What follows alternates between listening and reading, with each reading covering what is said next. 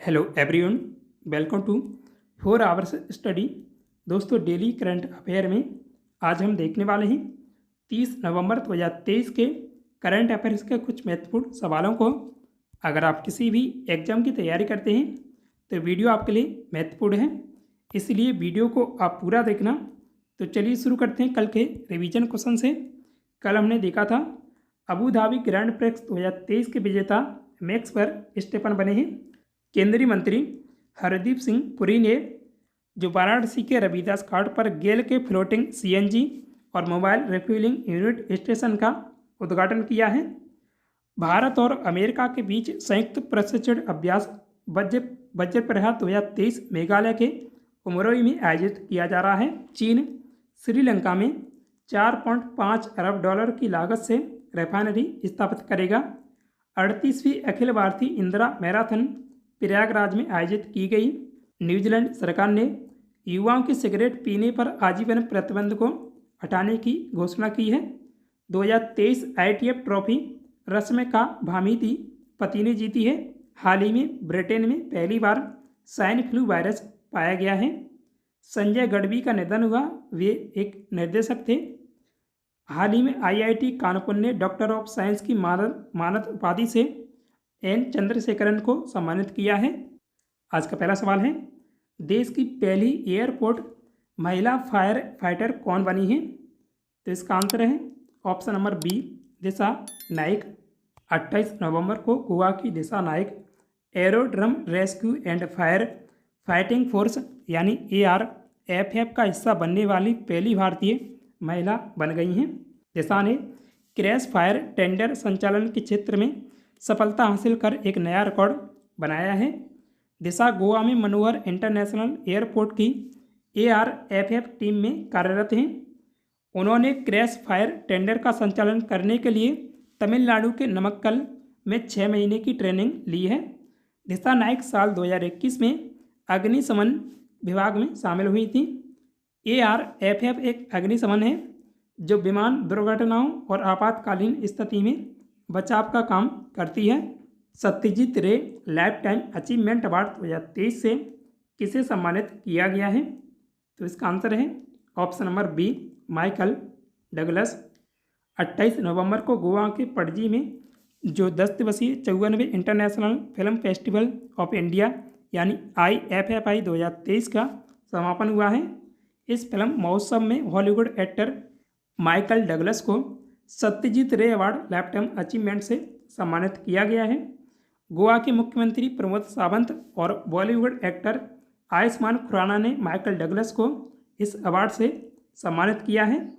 Michael को 2 अकादमी पुरस्कार, 5 golden global पुरस्कार, एक प्राइम टाइम एमी पुरस्कार, सेसिल वी डेमिल पुरस्कार और AFAI lifetime achievement award मिले हैं। माइकल डगलस को साल 1984 में romantic adventure comedy film romancing the stone से पहचान मिली थी।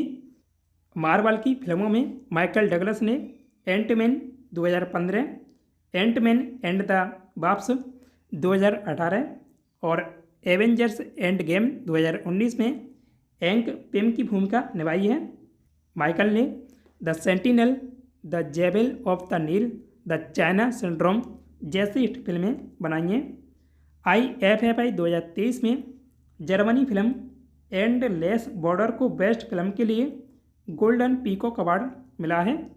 वेब सीरीज पंचायत 2 को बेस्ट OTT पुरस्कार से सम्मानित किया गया है। साल 1952 में स्थापित IFFI एशिया के प्रमुख फिल्म महोत्सवों में से एक है। सिनेमा की दुनिया में यादगार और बेहतरीन फिल्में बनाने के लिए सत्यजीत रे अवार्ड दिया जाता है। यह पुरस्कार भारतीय फिल्म डायरेक्टर सत्यजीत रे की याद में यह अवार्ड दिया जाता है। किस विमान ने पहली बार कुकिंग ऑयल के इस्तेमाल से उड़ान भरी है? तो इसका आंसर है ऑप्शन नंबर बी, बोइंग 787। 28 नवंबर को पहली बार किसी प्लेन ने कुकिंग ऑयल को फ्यूल के तौर पर इस्तेमाल करके उड़ान भरी है। वर्जिन अटलांटिका के बोइंग 787 ड्रीम लाइनर प्लेन ने लंदन के हीथ्रो एयरपोर्ट से उड़ान भरी है और अटलांटिका महासागर को पार कर न्यूयॉर्क के JF के एयरपोर्ट पर पहुंचा है। वर्जिन अटलांटिका दुनिया का पहला 100% सस्टेनेबल एविएशन फ्यूल से उड़ान भरने वाला कॉमर्शियल प्लेन संचालित कर रहा है। वर्जिन अटलांटिका के फाउंडर रिचर्ड ब्रैसमैन और परवीन सचिव मार्क हार्पर मौजूद रहे। इस फ्लाइट में इस्तेमाल किए गए कुकिंग ऑयल को 100% सस्टेनेबल एविएशन फ्यूल कहा जाता है। इस कुकिंग ऑयल को रिन्यूएबल बायोमास और पेट्रोलियम के कचरे से तैयार किया जाता है। एडवांस एयरक्राफ्ट से इसे जेट ईंधन के तौर पर 50% मात्रा के साथ केरोसिन के साथ मिलाकर इस्तेमाल किया जा सकता है। वर्जिन अटलांटिका की स्थापना साल 1984 में हुई थी, जिसका हेडक्वार्टर लंदन में स्थित है। राष्ट्रपति द्रौपदी मुर्मू को किस राज्य या केंद्र शासित प्रदेश का नया मतदाता पहचान पत्र मिला है? तो इसका आंसर है ऑप्शन नंबर बी, नई दिल्ली। 28 नवंबर को राष्ट्रपति भवन में दिल्ली के मुख्य निर्वाचन अधिकारी पी कृष्ण मूर्ति ने राष्ट्रपति द्रौपदी मुर्मू को नया मतदान पहचान पत्र सौंपा है। राष्ट्रपति द्रौपदी मुर्मू अब नई दिल्ली जिले से आगामी चुनाव में अपना वोट डालने की पात्र हो गई हैं। राष्ट्रपति द्रौपदी मुर्मू राष्ट्रपति भवन के आवास से पहले ओडिशा की नागरिक और मतदाता थीं। उन्होंने 15 जुलाई 2022 को भारत की 15वीं राष्ट्रपति के रूप में शपथ ली थी। द्रौपदी मुर्मू भारत की पहली दलित और दूसरी महिला राष्ट्रपति हैं। वह मई 2015 से जुलाई 2021 तक झारखंड की 8वीं राज्यपाल भी थीं। किस देश की स्पेस एजेंसी ने भारतीय एस्ट्रोनॉट को स्पेस में भेजने की अभी घोषणा की है? तो इसका आंसर है ऑप्शन नंबर बी, अमेरिका। 28 नवंबर को भारत दौरे पर आए नेशनल एरोनॉट्स स्पेस ऑर्गेनाइजेशन यानी नासा के यहाँ जो ऑर्गेनाइजेशन है इसकी जगह एडमिनिस्ट्रेशन होगा। इसका पूरा नाम होता है चीफ विल नेल्सन ने भारतीय एस्ट्रोनॉट को इंटरनेशनल स्पेस स्टेशन यानी ISS पर भेजने की घोषणा की है। नासा अगले साल तक एस्ट्रोनॉट को ISS पर भेजने के लिए इंडियन स्पेस रिसर्च ऑर्गेनाइजेशन यानी इसरो की मदद करेगा। साल 1984 में राकेश शर्मा के बाद कोई भारतीय ISS पर जाएगा। नासा के चीफ विल नेल्सन ने 1986 में कोलंबिया स्पेस शटल से अंतरिक्ष यात्रा पर गए थे। उन्होंने भारत के पहले स्पेस स्टेशन के निर्माण में सहयोग देने की बात कही है। नासा और इसरो मिलकर अगले साल की शुरुआती क्वार्टर में NASA ISRO synthetic aperture radar भी लॉन्च करेंगे। यह दुनिया की सबसे महंगी सैटेलाइट्स में से एक होगी, जिसकी कीमत $1 अरब है। इस सैटेलाइट का इस्तेमाल पृथ्वी की सतह और उसकी जलवायु का निरीक्षण करने में होगा। हाल ही में दक्षिण अफ्रीका महिला क्रिकेट टीम के तीनों प्रारूपों का कप्तान किसे बनाया गया है? तो इसका आंसर है option number D, Laura Wolvaardt. Laura Wolvaardt को पूर्णकालिक दक्षिण अफ्रीका महिला क्रिकेट टीम की कप्तान नियुक्त किया गया है। बोलवाट खेल के तीनों प्रारूपों यानी अंतर्राष्ट्रीय T20, वनडे, टेस्ट में दक्षिण अफ्रीका महिला टीम का नेतृत्व करेंगी। लॉरा बोलवाट इंडियन महिला प्रीमियर लीग यानी WPL में गुजरात टाइटंस के लिए खेलती हैं। एशिया के सबसे बड़े ओपन एयर वार्षिक व्यापार मेले बाली यात्रा का उद्घाटन किस राज्य में किया गया है? तो इसका आंसर है ऑप्शन नंबर सी, उड़ीसा में।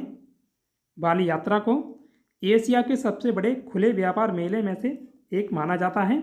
यह त्यौहार उड़ीसा में कटक शहर में महानदी के गड़गड़िया घाट पर आयोजित किया जाता है। कार्तिक पूर्णिमा ये दिसंबर या नवंबर में पड़ती है पर शुरू होता है। यह त्यौहार 4 दिसंबर तक चलेगा। भारत में हर साल संविधान दिवस कब मनाया जाता है? तो इसका आंसर है ऑप्शन नंबर ए, 26 नवंबर को।